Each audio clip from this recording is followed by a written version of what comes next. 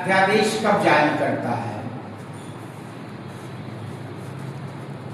अध्यादेश क्या कहते हैं? बता रहे, ऑर्डिनेंस अंग्रेजी में। अध्यादेश कब जारी करेगा?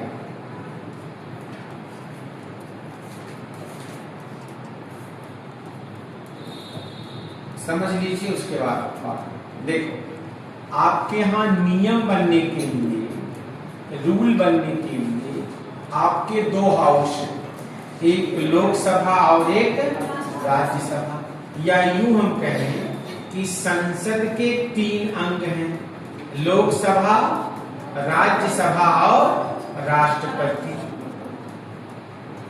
तो नियम बनने के लिए ये जरूरी है कि लोकसभा और राज्यसभा का सेशन यानी कि सत्र एक साथ हो। सत्र क्या हो? एक साथ। और ऐसा 3 ही साधारण या समानतः ऐसे 3 मौके हैं जब दोनों का सेशन एक साथ चलता है, जैसे बजट सत्र, मानसून सत्र और एक लास्ट आपका शीतकालीन सत्र। शीतकालीन सत्र ये नॉर्मली अपने यहाँ संसद के 3 सेशन होते हैं। कौन कौन से? बजट सत्र, मानसून सत्र और शीतकालीन सत्र। ठीक। अगर मान लीजिए बीच में जब दोनों हाउस एक साथ ना बैठे हों और बीच में कभी नियम बनाने की जरूरत पड़ जाए, देश के लिए कभी रूल बनाने की जरूरत पड़ जाए, तब क्या करेंगे? तो संविधान मेकर ने संविधान में एक अनुच्छेद रखा जिसका नाम है आर्टिकल 123। 123 के अंतर्गत राष्ट्रपति जब संसद के दोनों हाउस सत्र में ना हो या दोनों में से एक ना हो, तब राष्ट्रपति क्या करेगा? देश के लिए नियम बना देता है, जिसे हम क्या कहते हैं? अध्यादेश कहते हैं। क्लियर? लिख लीजिए, लिखिए। राष्ट्रपति की अध्यादेश जारी करने की शक्ति। लिखिए। जब संसद के दोनों सदन सत्र में ना हो, जब संसद के दोनों सदन सत्र में ना हो या दोनों में से कोई एक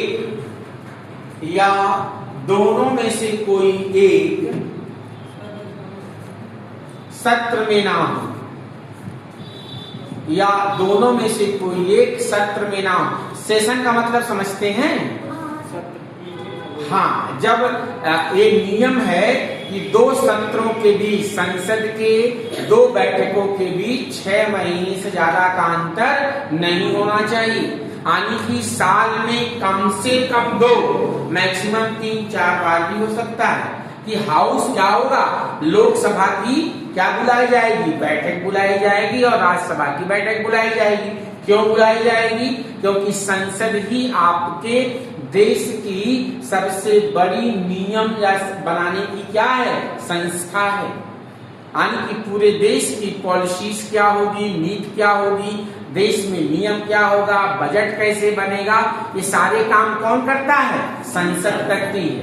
तो संसद का बैठक होना क्या है? अनिवार्य है। और ऐसे 3 ऐसे ऑकेजन आते हैं नॉर्मली, बजट सत्र, मानसून सत्र और शीतकालीन सत्र, जब दोनों सदनों के सत्र क्या होते हैं? चलते हैं। ठीक। तो अगर हमने क्या लिखवाया कि जब संसद के दोनों क्या लिखे हैं? सदन सत्र में ना हो या दोनों में से कोई एक सत्र में ना हो और देश के लिए नियम बनाना जरूरी हो, और देश के लिए नियम बनाना जरूरी हो, तब राष्ट्रपति क्या कर देता है? नियम बना देता है, जिसे अध्यादेश कहते हैं। तब राष्ट्रपति क्या बना देता है? नियम बना देता है, जिसे अध्यादेश कहते हैं। इसकी वैधता कितने माह होती है? 6 माह। लिख लीजिए। अध्यादेश की वैधता अध्यादेश की वैधता कितने माह होती है? 6 माह होती है, 6 माह होती है। ठीक, अगर इस अध्यादेश को 6 माह के बाद जब बैठक होगा किसका? हाउस का, लोकसभा और राज्यसभा का, अगर इस विधेयक को पारित कर देते हैं, नियम को पास कर देते हैं, तो यह ऑर्डिनेंस क्या बन जाता है? नियम बन जाता है। अगर मान लीजिए जो राष्ट्रपति ने नियम बनाया है, अध्यादेश जारी किया है, इसको संसद ने मंजूर नहीं किया, तो क्या हो जाएगा? 6 महीने के बाद यह अध्यादेश खत्म हो जाएगा, नियम खत्म हो जाएगा। यह अध्यादेश नियम तभी बनेगा या आगे लागू तभी होगा जब उसको संसद के दोनों सदन क्या करते हैं? पास करते हैं। अन्यथा यह अध्यादेश क्या हो जाएगा? खत्म हो जाएगा। क्लियर? हाँ, 6 महीने चलेगा, उसके बाद हाँ 6 महीने चलेगा। लिख लीजिए, अध्यादेश को यदि संसद के दोनों सदन, अध्यादेश को यदि संसद के दोनों सदन बहुमत से पास, क्या चीज? हाँ, क्या लिखे हैं आप? अध्यादेश को संसद के दोनों सदन यदि पास कर देते हैं, बहुमत से पास कर देते हैं, तो यह अध्यादेश नियम बन जाता है। तो यह अध्यादेश क्या बन जाएगा? नियम बन जाता है। अन्यथा यह अध्यादेश रद्द हो जाएगा, अन्यथा यह अध्यादेश समाप्त हो जाएगा। रद्द ना लिखो, अन्यथा यह अध्यादेश क्या हो जाएगा? समाप्त हो जाएगा। क्लियर?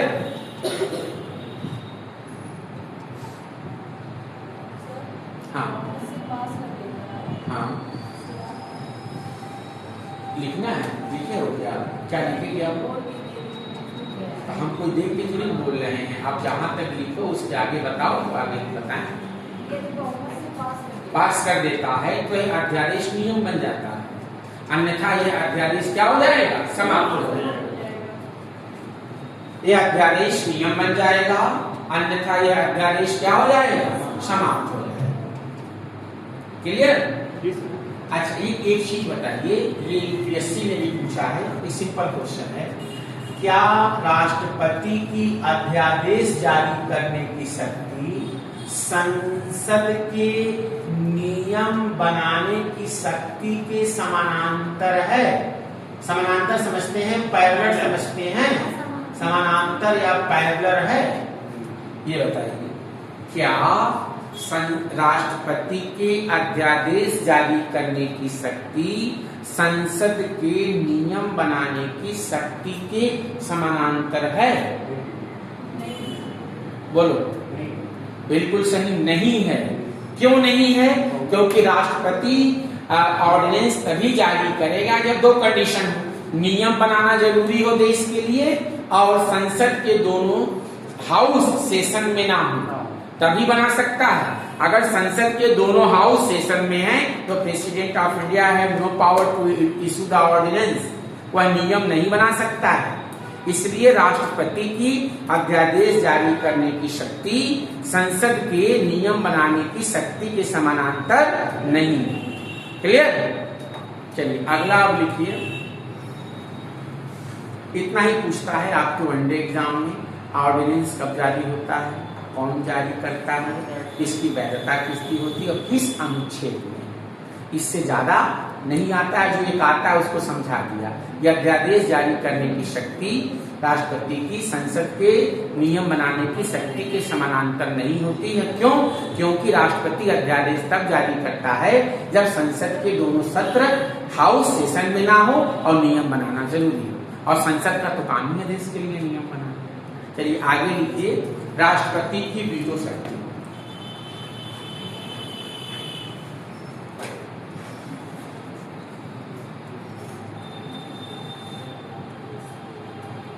राष्ट्रपति की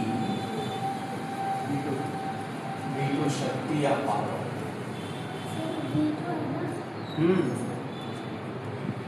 वैसे वकील वीटो। सर वीटो का मतलब क्या होता है? बताते हैं।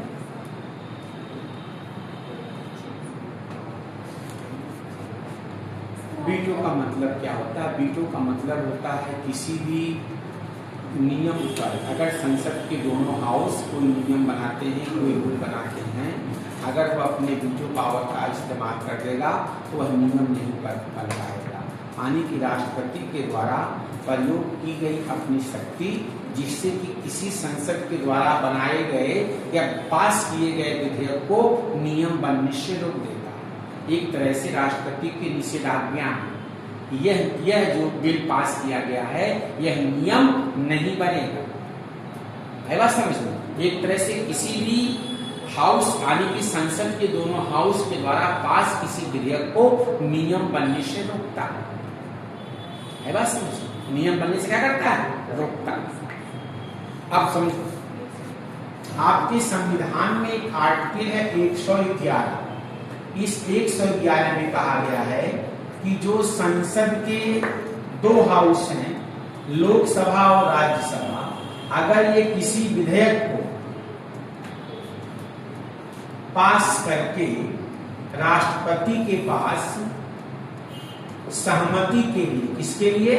सहमति के लिए, कंसेंट के लिए भेजते हैं, तो प्रेसिडेंट के पास क्या विकल्प होगा? या तो उस विधेयक को, उस विधेयक पर क्या दे दे? अपनी सहमति दे दे। अगर सहमति दे देता है तो विधेयक क्या बन जाएगा? नियम बन जाएगा। या उसको क्या कर सकता है? वीटो पावर का इस्तेमाल कर दे, मतलब उसको नियम बनने से रोक। हाँ, उसमें 3 टाइप का वीटो होता है, पढ़ा रहे हैं। या इसको वापस भी कर सकता है पुनर्विचार के लिए। पुनर्विचार के लिए क्या कर देगा? वापस कर देगा। यही तो कर सकता है। या सहमति दे दे या सहमति ना दे, यानी कि वीटो पावर का इस्तेमाल करे, या उसको वापस कर दे। तो राष्ट्रपति के पास हालांकि कहीं भी संविधान में वीटो शक्ति का उल्लेख नहीं किया गया, ना वीटो वर्ड शब्द का इस्तेमाल किया गया है कहीं भी। इसमें बस यही है कि राष्ट्रपति क्या करता है, जब किसी विधेयक पर अपनी मंजूरी रोक लेता है तो राष्ट्रपति के द्वारा इस लिए गए निर्णय को वीटो शक्ति कहते हैं। आई बात समझ में? जब संसद के दोनों सदनों से पास किसी विधेयक पर राष्ट्रपति अपनी सहमति नहीं देता है या सहमति को रोक देता है तो राष्ट्रपति के इस निर्णय या इस डिसीजन को क्या कहते हैं? वीटो पावर कहते हैं। क्लियर? अब देखो, अब इसमें राष्ट्रपति 3 तरह से वीटो शक्ति का इस्तेमाल करता है। एक को कहते हैं अत्यांतिक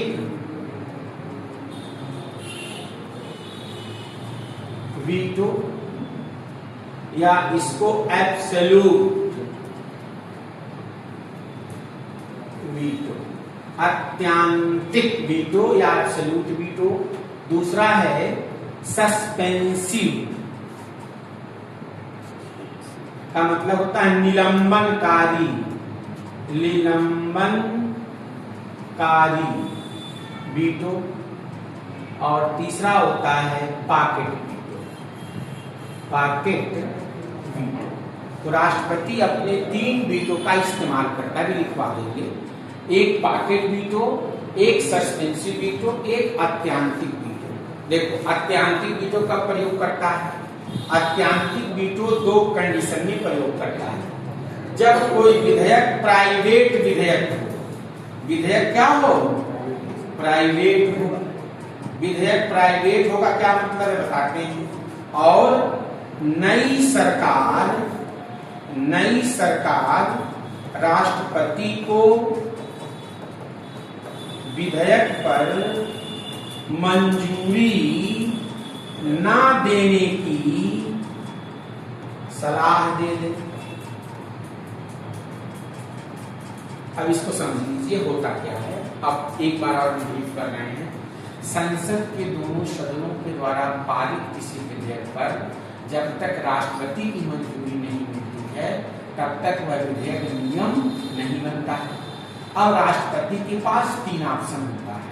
या तो अपनी सहमति दे दे, या तो मना कर दे, आने की वीटो पावर का इस्तेमाल कर दे, या वापस कर दे। यही तो कर सकता है, इसके सिवा कुछ कर नहीं सकता। अब देखिए वीटो पावर की हम बात करें। संसद के द्वारा पारित विधेयक, संसद के द्वारा पारित कोई विधेयक आर्टिकल 111 के अंतर्गत प्रेसिडेंट के पास मंजूरी के लिए आता है। अब प्रेसिडेंट क्या करेगा? मान लो उसने अपनी वीटो शक्ति का इस्तेमाल कर दिया, मतलब वह उस विधेयक को नियम बनने नहीं देना चाहता है, उसकी सहमति नहीं, तो यह वीटो पावर तीन तरह का होता है। एक को हम कहते हैं एब्सोल्यूट वीटो, एक को सस्पेंसिव वीटो, एक को पॉकेट वीटो। यानी राष्ट्रपति किसी विधेयक को तीन तरीके से रोक सकता है। पहला है एब्सोल्यूट वीटो या अत्यांतिक वीटो। अत्यांतिक वीटो के अंतर्गत राष्ट्रपति उस विधेयक पर अपनी मंजूरी नहीं देता है। अपनी मंजूरी क्या कर देता है? रोक लेता है या मंजूरी देने से मना कर देता है। ऐसा वह दो कंडीशन में कर सकता है, जब विधेयक प्राइवेट हो और जो नई सरकार चुन करके आए राष्ट्रपति को उस विधेयक पर मंजूरी ना देने की सलाह दे दे। अभी दो पॉइंट को समझो। प्राइवेट विधेयक क्या होता है? निजी विधेयक समझते हैं। विधेयक दो तरह के होते हैं। विधेयक कितने तरीके के होते हैं? दो। एक को सरकारी विधेयक कहते हैं या गवर्नमेंट बिल, एक को प्राइवेट या निजी विधेयक कहते हैं। निजी विधेयक वह विधेयक होता है जिसको मंत्री के अलावा किसी सांसद ने पेश किया, और सरकारी विधेयक वह विधेयक होता है जिसको किसी मंत्री ने पेश किया। अर्थात यदि विधेयक मंत्री पेश करेगा तो सरकारी विधेयक कहेंगे, मंत्री के अलावा अगर कोई सांसद पेश करेगा उसे हम निजी या प्राइवेट विधेयक कहते हैं।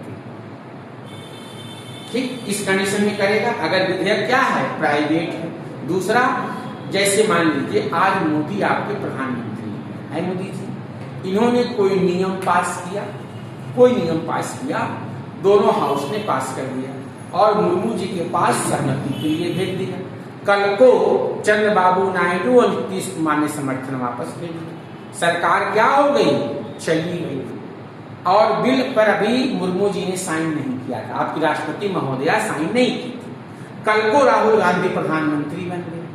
वो कह रहे हैं कि जो मोदी जी ने बिल पास किया है उस पर आप अपनी सहमति नहीं देंगे। आई बात समझ में? तो राष्ट्रपति सहमति अपनी क्या देता है? रोक देता है। यही दो सर्कमस्टांसेस हैं जब किसी भी विधेयक पर वह अत्यांतिक या एब्सोल्यूट वीटो का प्रयोग करेगा। क्लियर? बता ले जाओगे? बोलो।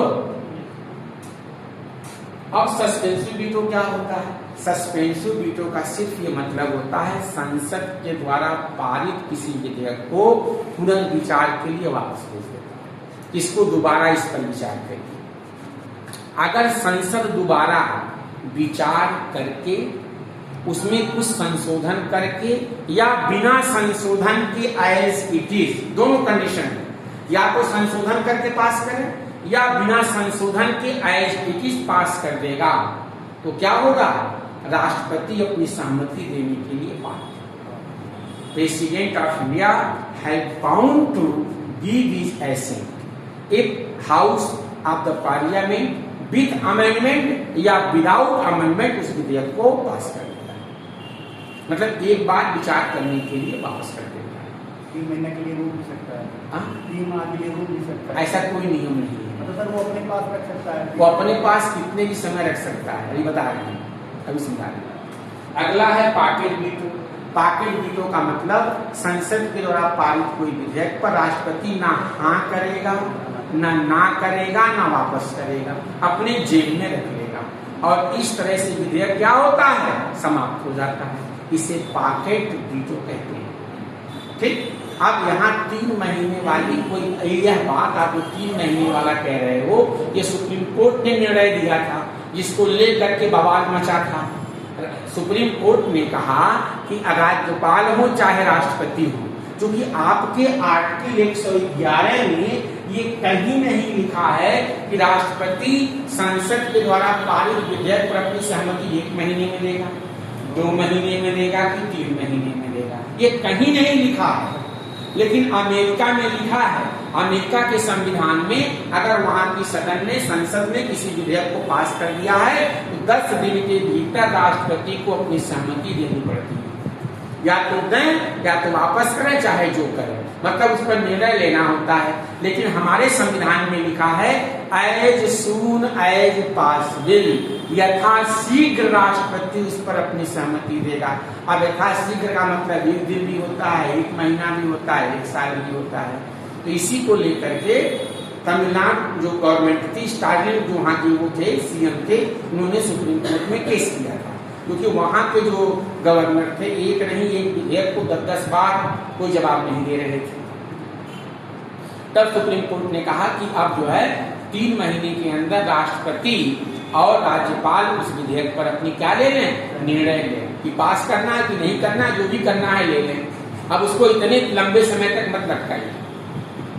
उसी को लेकर के हो हल्ला होता है। नहीं, कहीं नहीं लिखा है बेटा, एज सून एज पॉसिबल लिखा है, यथाशीघ्र देगा। यथाशीघ्र का क्या मतलब?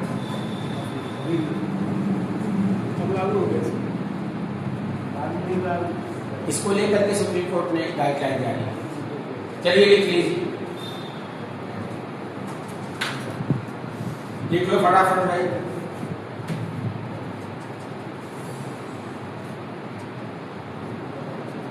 लिखिए,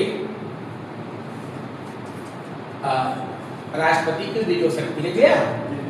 संसद के द्वारा पारित किसी विधेयक पर, संसद के द्वारा पारित किसी विधेयक पर राष्ट्रपति अनुच्छेद 111 के तहत, संसद के द्वारा पारित किसी विधेयक पर राष्ट्रपति अनुच्छेद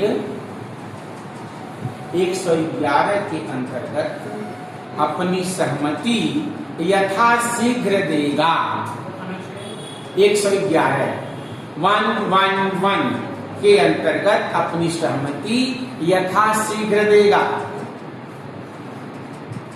ठीक, ये लिखा हुआ है संविधान में, यथाशीघ्र देगा। पॉइंट खत्म। अगला लिखिए, नेक्स्ट पॉइंट लिखिए। संसद के दोनों सदनों के द्वारा पारित विधेयक पर, संसद के द्वारा पारित, संसद के द्वारा पारित किसी विधेयक पर राष्ट्रपति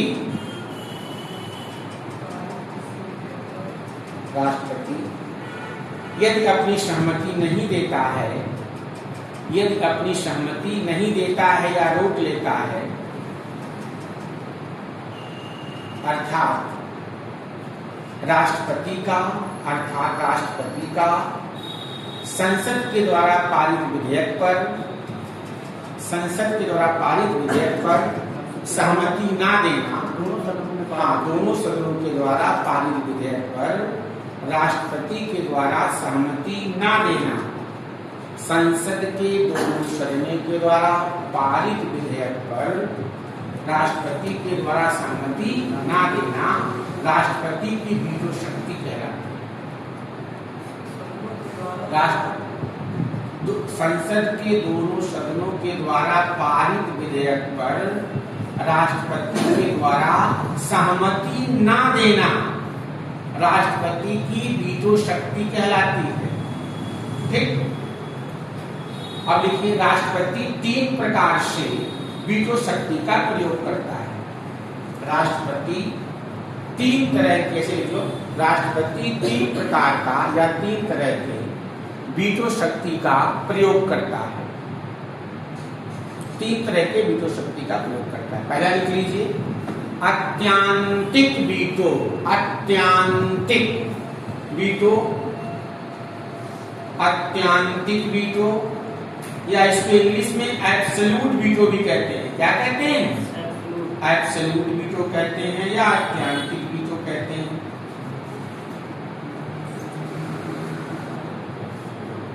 दूसरा लिखिए, सस्पेंसिव या निलंबनकारी वीटो। निलंबनकारी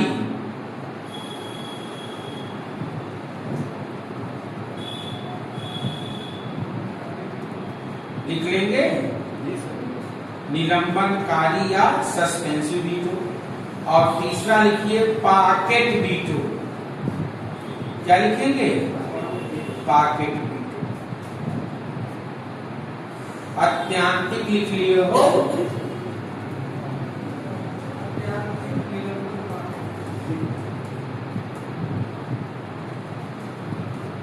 गलत मत लिखना।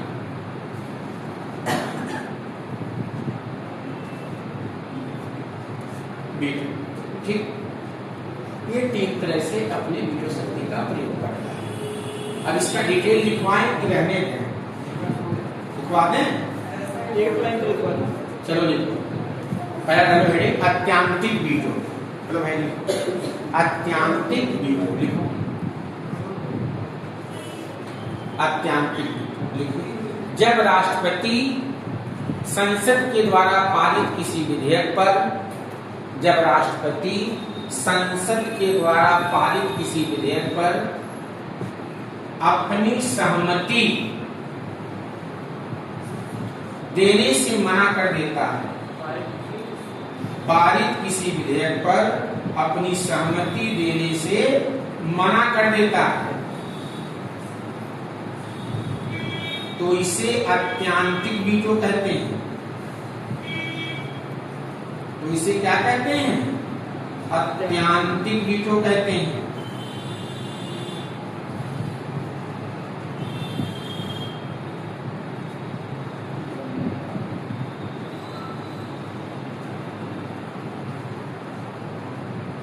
ठीक, क्या कहते हैं? अत्यांतिक।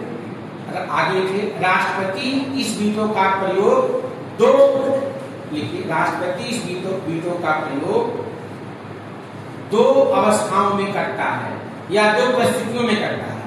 राष्ट्रपति इस वीटो का प्रयोग 2 परिस्थितियों में करता है, 2 परिस्थितियों में करता है।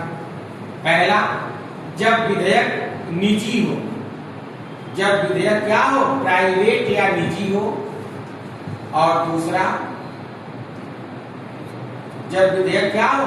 प्राइवेट या निजी हो। दूसरा लिखिए जब नई सरकार, देखो दूसरा, जब नई सरकार राष्ट्रपति को, जब नई सरकार राष्ट्रपति को विधेयक पर सहमति ना देने की सलाह देगा, जब नई सरकार राष्ट्रपति को विधेयक पर सहमति ना देने का सलाह दे, ठीक। अगर उसने विधेयक पर साइन नहीं किया, अपने पास रखा है, ठीक। ये 2 कंडीशन। पहली बार किसने प्रयोग किया था? डॉक्टर राजेंद्र प्रसाद। लिख लीजिए पहली बार अत्यांतिक वीटो का प्रयोग डॉक्टर राजेंद्र प्रसाद ने किया था। किस केस में किया था? पेप्सू,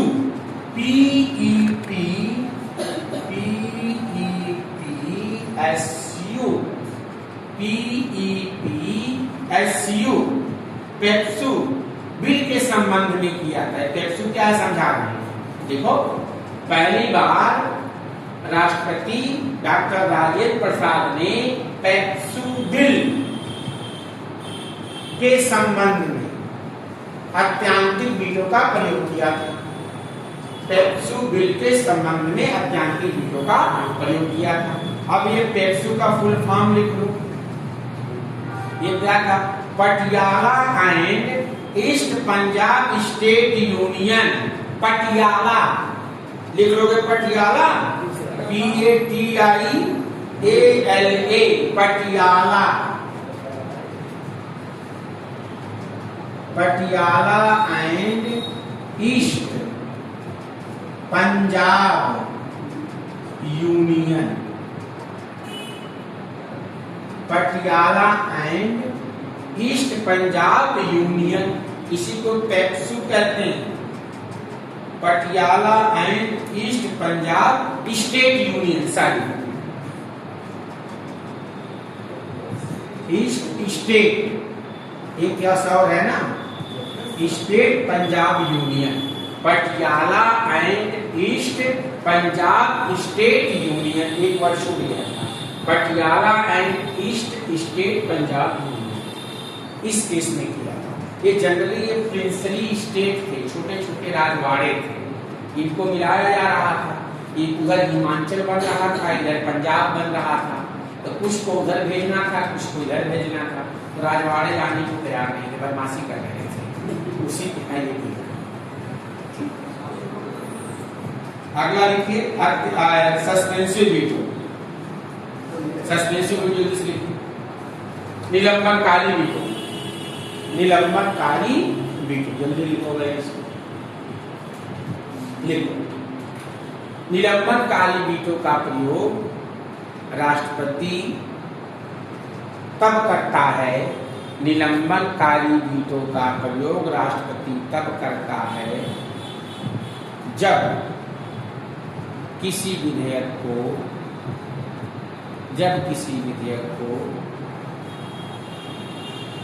राष्ट्रपति संसद के पुनर्विचार के लिए वापस भेजना चाहता है। जब राष्ट्रपति संसद के द्वारा पारित किसी विधेयक को पुनर्विचार के लिए वापस भेजता है या भेजना चाहता है। संसद के द्वारा पारित किसी विधेयक को पुनर्विचार के लिए वापस भेजता है। ठीक, अगला पॉइंट लिख लीजिए। संसद इस विधेयक को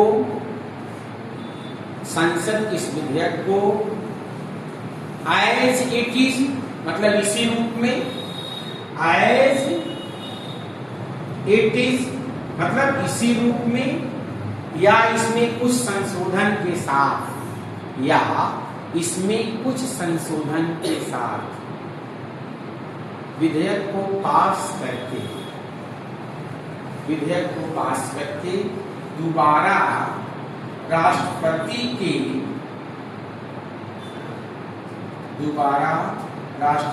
के मंजूरी के लिए भेजता है। क्या लिखे? दोबारा पुनर्विचार करने के पास एज इट इज या संशोधन करके दोबारा पास करके राष्ट्रपति के पास भेजता है, तो राष्ट्रपति अपनी सहमति देने के लिए बाध्य। ठीक, तो क्या करेगा? तब राष्ट्रपति अपनी सहमति देने के लिए क्या होगा? बाध्य। फिर दोबारा कुछ नहीं करेंगे, ठीक है, साइन करना है। अगला देखिए पॉकेट वीटो।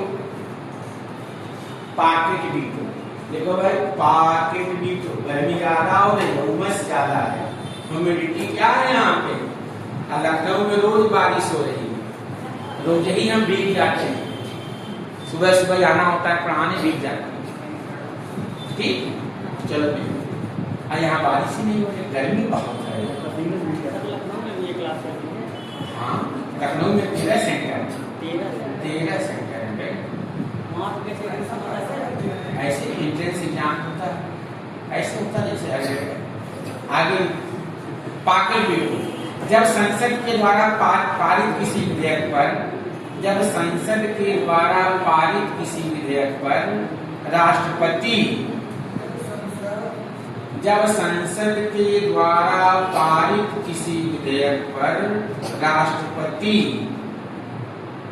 ना हाँ करे, मतलब वही ना सहमति दे, पारित किसी विधेयक पर ना सहमति दे, कामा ना वापस करे,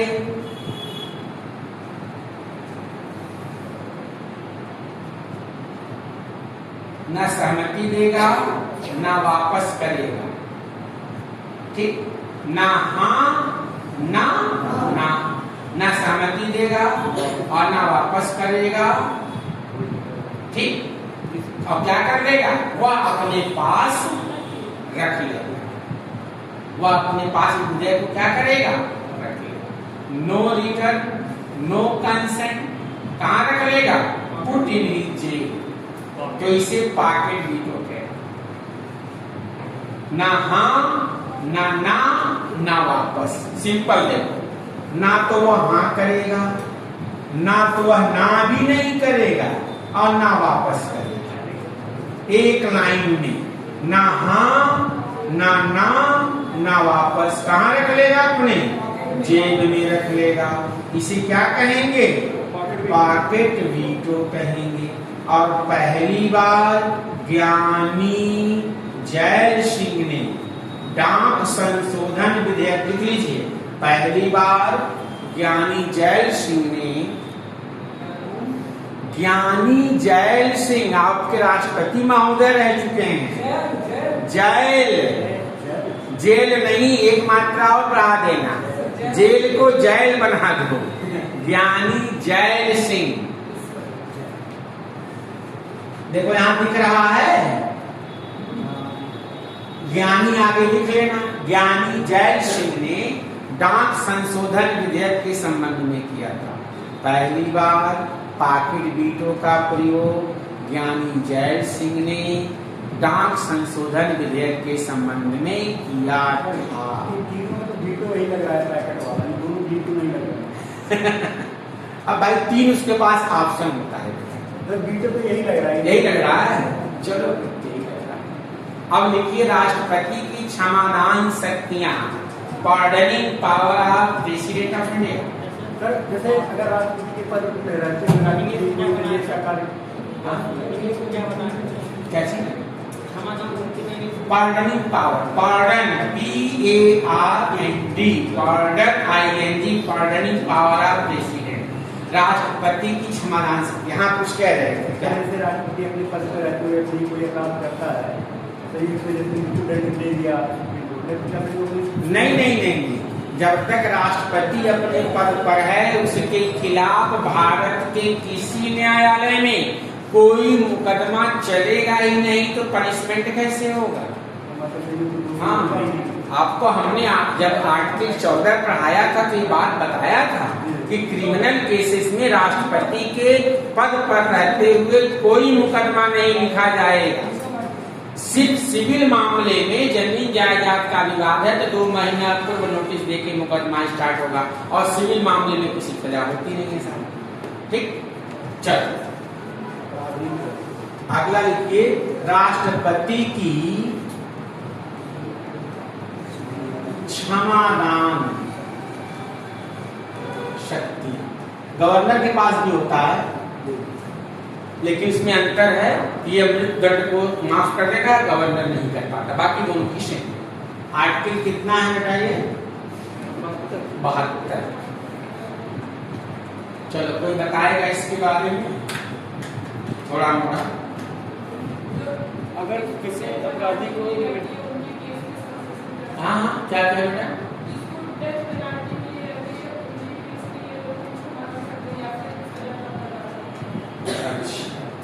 सही बात है भाई, अगर किसी को कोई पनिशमेंट हुआ हो तो राष्ट्रपति उसकी शक्ति क्या कर सकता है?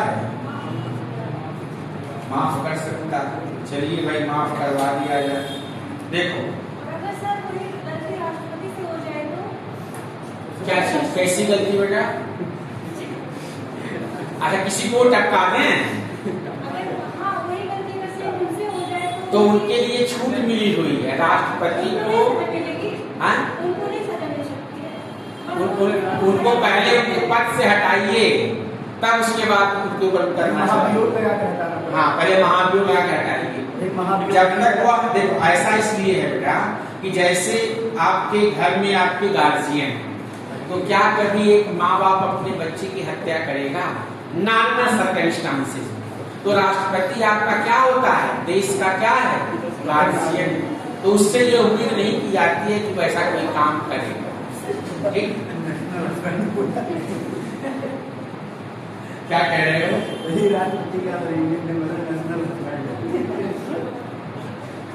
अच्छा, इसके बाद इसमें बचेगा क्या? राष्ट्रपति को कुछ बचा नहीं इसके बाद। अब हम कुछ नोट्स भेजेंगे, उसको लिख लीजिएगा। लगे हाथ वाइस प्रेसिडेंट भी निपटा देंगे, 15-20 मिनट लगेगा वाइस प्रेसिडेंट में हमको। ठीक है भाई, रहने दीजिए। अरे भैया रहने अगर हम देंगे तो हमारा तो कुछ नहीं बिगड़ेगा, लेकिन आपका बेटा कोर्स छूट जाएगा। हाँ कौन? ठीक है सर जी, कंफर्म जा रही हाँ, आपका 15 लेक्चर, अभी 15 लेक्चर बचाए हैं आप लोगों के लिए। क्या बात करते हैं सर, 2-4 क्लास आप एक्स्ट्रा चला देंगे अपने तरफ। उसकी जरूरत नहीं पड़ेगी, इतने में आप लोग हाँपने लगोगे। देखो परेशान हो रही, आपके लिए पूरी क्लास की व्यवस्था कर रखी है मैंने। अभी आपका 8, 3, 11, 12, 13 लेक्चर बचा के रखा। सर जी, आपकी क्लास बीच में क्यों चलती है? हिंदी के चलेगी हमारे पास समय की कमी रहती है, इसलिए ऐसा होता है। गलती लोग कहते हैं सर आके क्लास खत्म कर दो, लेकिन हमारे पास टाइम की बड़ी कमी रहती है। 7 क्लास ले रहे हैं। हाँ, क्लास लिख लो, बस 10 मिनट लगेगा समझाने में, इसके बाद छोड़ देंगे, चिंता मत करो। अभी कहाँ भी 1 घंटा नहीं हुआ यार। आज मैथ की बहुत सीरियस क्लास चली है। सीरियस? चलो बहुत नहीं, लिखो राष्ट्रपति की क्षमादान से, बस छोटे छोटे 3 पॉइंट लिख लीजिए, अभी हम खत्म कर देंगे जल्दी से। लिखिए, राष्ट्रपति निम्नलिखित मामलों में, राष्ट्रपति निम्नलिखित मामलों में किसी अपराध के लिए, राष्ट्रपति निम्नलिखित मामलों में किसी अपराध के लिए दोषी करार दिए गए व्यक्ति के, दोषी करार दिए गए, किसी अपराध के लिए दोषी करार दिए गए, इसमें 1, 2, 3 पॉइंट लिखिए। दोषी करार दिए गए, 1, 2, 3। देखो ज्यादा पढ़ लोगे तो नुकसान नहीं होगा। जब कभी पेपर टफ आता है आप सेलेक्ट हो जाओगे। नहीं,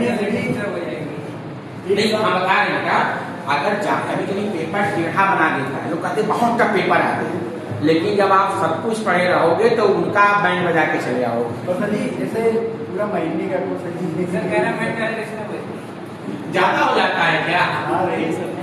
अच्छा, पढ़नी और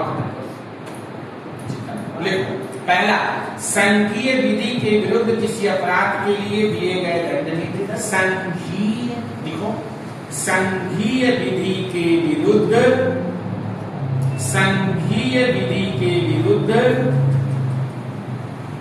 किसी अपराध के लिए, संघीय विधि के विरुद्ध किसी अपराध के लिए दिए गए दंड में,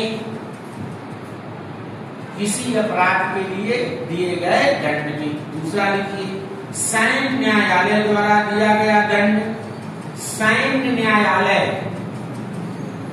सैन्य न्यायालय द्वारा दिया गया दंड। और तीसरा लिख लीजिए, यदि दंड का स्वरूप मृत्यु दंड हो, यदि दंड का स्वरूप मृत्यु दंड हो तो राष्ट्रपति इस सजा को निम्न तरीके से, तो यदि दंड का स्वरूप मृत्यु दंड हो, कामा नीचे लाइंस लिखिए, तो राष्ट्रपति निम्न तरीके से किसी व्यक्ति की सजा को माफ कर सकता है। पहला लिखिए क्षमा, पहला क्या लिखेंगे? क्षमा। क्षमा का मतलब होता है पार्डन, मतलब व्यक्ति को पूर्ण रूप से फ्री कर दिया जाए। क्षमा का मतलब जैसे उसने अपराध किया ही नहीं। लिखिए इसमें एक लाइन क्षमा में लिखिए,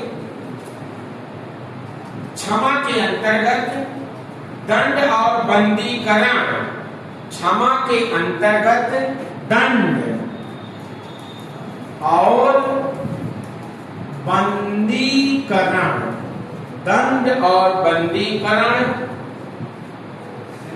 दोनों को हटा दिया जाता है, दोनों को हटा दिया जाता है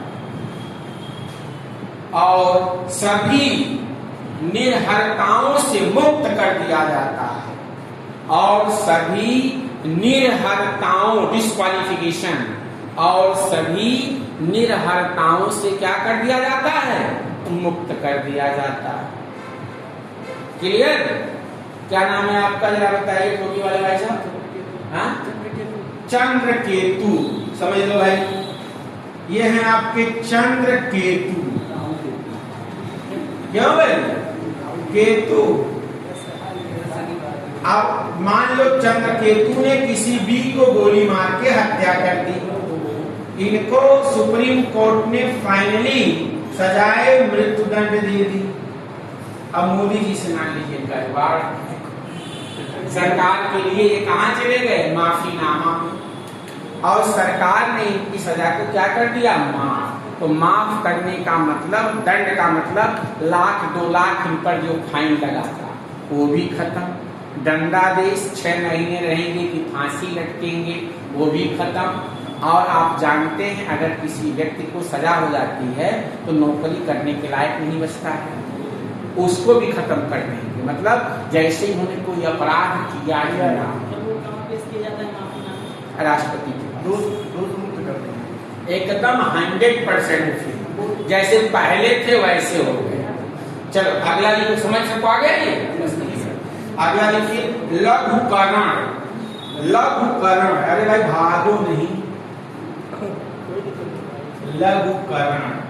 बेटा ये चीजें समझना है, जिंदगी में जो भागता है फिर वो भागता ही रह जाता है। लघुकरण लिखिए, लघुकरण के अंतर्गत दंड के स्वरूप को बदलकर कम किया जाता है। लिखिए, लघुकरण के अंतर्गत दंड के स्वरूप को बदलकर सजा कम किया जाता है। दंड के स्वरूप को बदलकर सजा कम कर दिया जाता है। दंड के स्वरूप को बदलकर सजा कम करना, जैसे मृत्यु दंड को आजीवन कारावास में बदल देना। लिख लो, जैसे मृत्यु दंड को क्या कर देना, हाँ आजीवन कारावास में बदल देना। यहाँ स्वरूप ही बदल दिया गया, कहाँ परमात्मा के पास जाने की बात हो रही थी और अब क्या हो गया, बदल दिया। यहाँ पे लघुकरण में क्या करते हैं, दंड के स्वरूप को ही बदल देते हैं। जैसे कठोर कारावास को सिंपल कारावास में बदल देना। जैसे जज साहब ने कहा ये चक्की पीसेंगे, क्या चीज, वो भी तो मृत्यु के बराबर है। अरे नहीं यार, जान तो बख्श देंगे। ठीक है, ये बात समझ में आ गई। लघुकरण का मतलब जैसे मृत्यु दंड के सजा को आजीवन कारावास में कन्वर्ट कर देना। अगला लिखिए परिहार। परिहार एक एक लाइन का है यार, परिहार देखो एक लाइन खत्म हो जाएगा।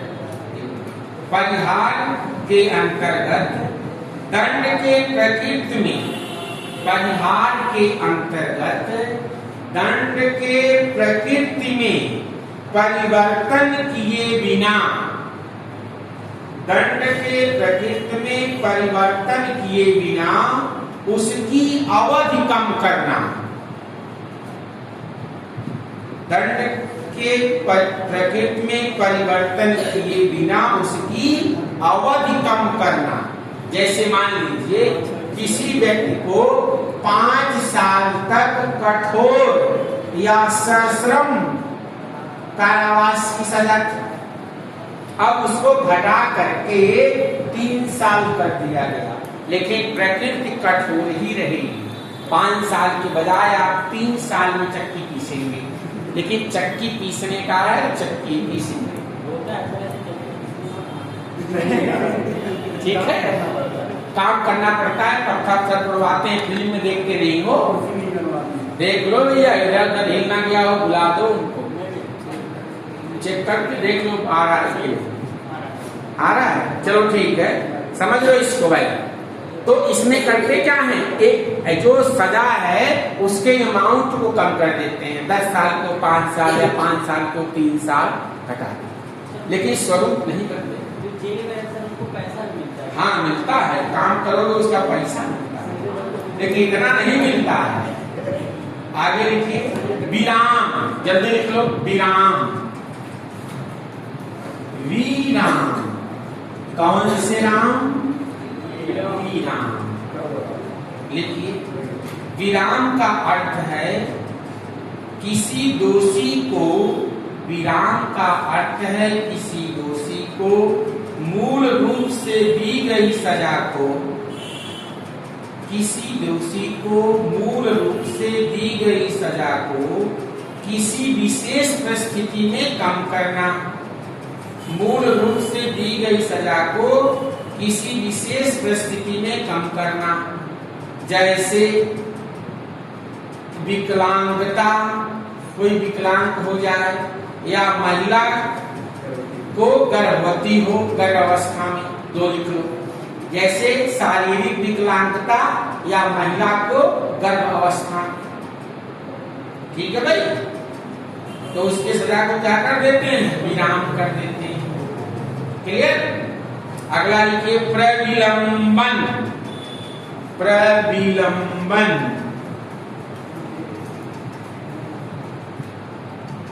प्रविलंबन, बस खत्म है, ज्यादा नहीं, खत्म हो जाएगा। ये जो विराम है सिर्फ राष्ट्रपति कर सकता है। हाँ हाँ, सब पांचों। आगे लिखिए, प्रविलंबन के अंतर्गत विशेषकर मृत्युदंड के केस में, प्रविलंबन के अंतर्गत विशेषकर मृत्युदंड के केस में अस्थायी रोक लगाना। मृत्युदंड के केस में अस्थायी रोक लगाना, इसको समझ लीजिए। जैसे मान लीजिए किसी व्यक्ति को सजाए मौत हो गई, कोर्ट ने कहा इनको फांसी पर 28 नवंबर को लटका दिया जाएगा, तो व्यक्ति क्या करेगा? राष्ट्रपति के पास अपनी क्या करेगा? क्षमादान के लिए एप्लीकेशन देगा। तो जब तक राष्ट्रपति हाँ या ना कर दें कि फांसी होगी या नहीं होगी, तब तक उसकी फांसी को पोस्टपोन कर देंगे, फांसी नहीं देंगे। आई बात समझ? इसे क्या कहते हैं? प्रविलंबन। जैसे मान लो किसी व्यक्ति को 25 अगस्त को फांसी देना, कोर्ट ने कहा कि 25 अगस्त को इनको खत्म कर, तो अगर वह व्यक्ति मर्सी पिटीशन के अंतर्गत प्रेसिडेंट के पास चला जाएगा, तो उसके फांसी की सजा को क्या कर दिया जाएगा? रोक लगा दी जाएगी। तब तक जब तक कि राष्ट्रपति हाँ या ना उस पर कोई निर्णय न हो। यही है 5 आपका क्षमादान। आपके एग्जाम में बस इतना आएगा कि राष्ट्रपति की क्षमादान शक्ति की सार्थकी में है 72। अगर बहुत टेढ़ा बना दिया तो 5 लिख देगा, मैचिंग करा देगा। ये भी होता है। तब क्या करो? सर पे हाथ रखो, इसीलिए पढ़ा हमें कौन कुत्ता खाता है। अब आगे लिखिए, वाइस प्रेसिडेंट। सर जो सजा देते हैं, हाँ, जब फांसी की सजा होती है तो वो 12 बजे 12 जो देखते नहीं है 12 बज के। तो ये बताइए, क्षमादान में करीब देशद्रोह का भी क्षमा कर सकते हैं? कोई भी संघीय विधि, जितने भी केंद्र सरकार ने चाहे जो, अगर चाहेगा तो क्षमा होगा। ये राष्ट्रपति के ऊपर, सरकार के ऊपर डिपेंड करता है। मन करेगा तो करेगा, मन करेगा तो नहीं करेगा। अगर मामला राजद्रोह का हो, बहुत गंभीर हो, आपने 10 रेप किए हो, तब कैसे माफ होगी? तो 100% आपको लटका दिया जाएगा या गाड़ी पलटवा दी जाएगी।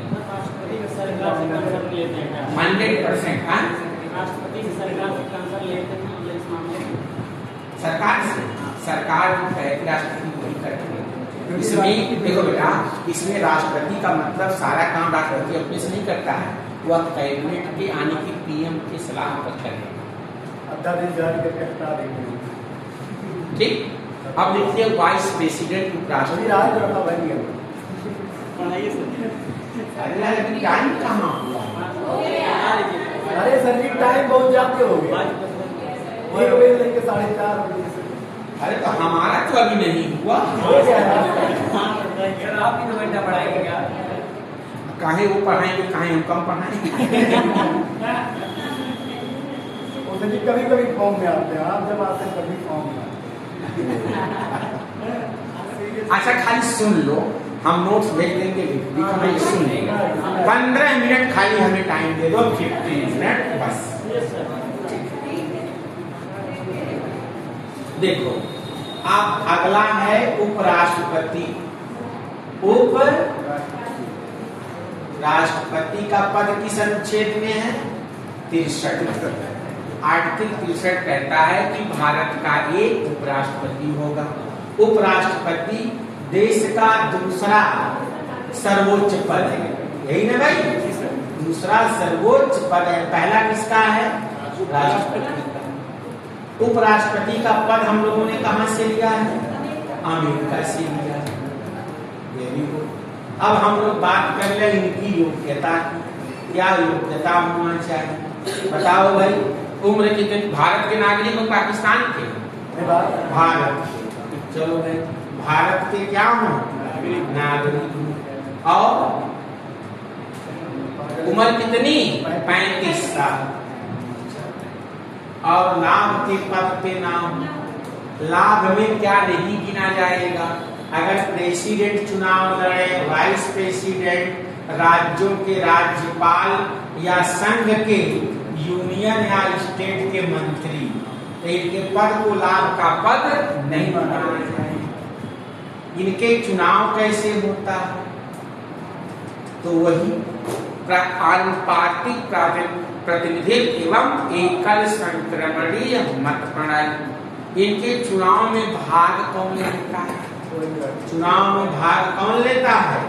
संसद के दोनों सदनों के कौन? निर्वाचित की इलेक्टेड? दोनों। हाँ, दोनों संसद के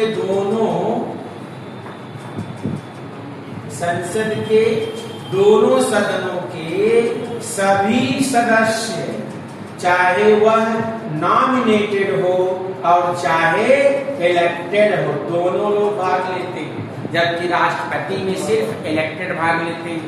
दूसरा क्या अंतर होता है?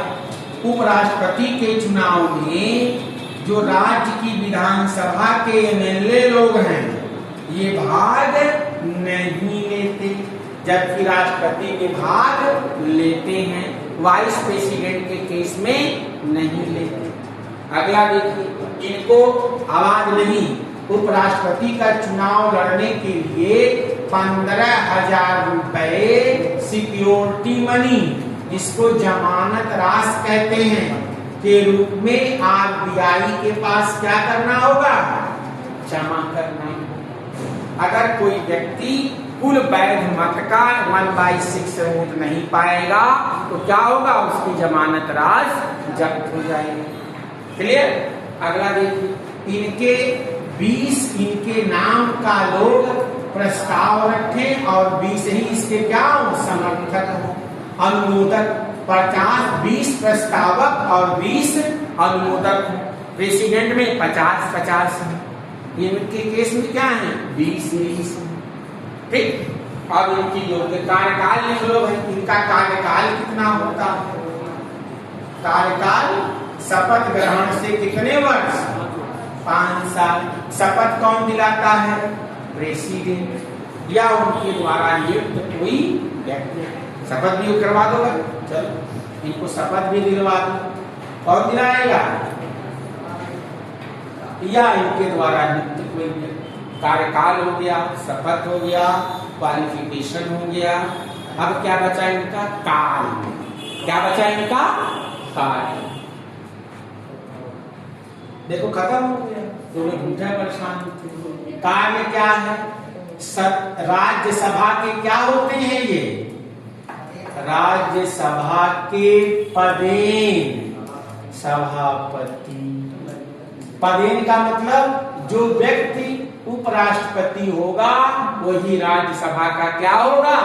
सभापति होगा। काम क्या है दूसरा इनका? सदन की कार्यवाही का संचालन करना। और राष्ट्रपति जब कभी ना रहे, काम क्या है?